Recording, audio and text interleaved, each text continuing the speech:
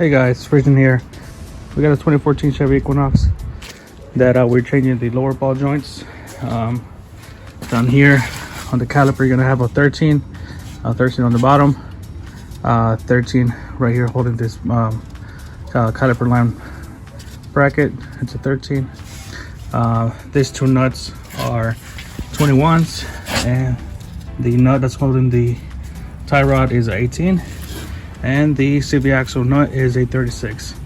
You can either replace the whole entire control arm or just the ball joint. It's easier if you just replace the whole entire piece, because the ball joints are welded together to the control arm, or so you have to either cut it and put the ball joint, or replace the whole control arm.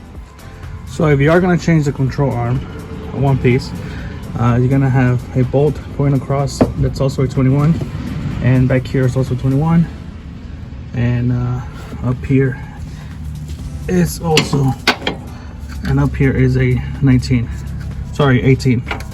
So remove those, and all right, so correction, the two bolts at the back for the caliper are 14, just FYI. So once you remove everything, this is where you're at. The nut for the ball joint is 18. So this is the one that we're going to replace, and this is what I'm talking about. There's no nut at the bottom to remove it, so you have to grind it out or torch it out to put just the ball joint.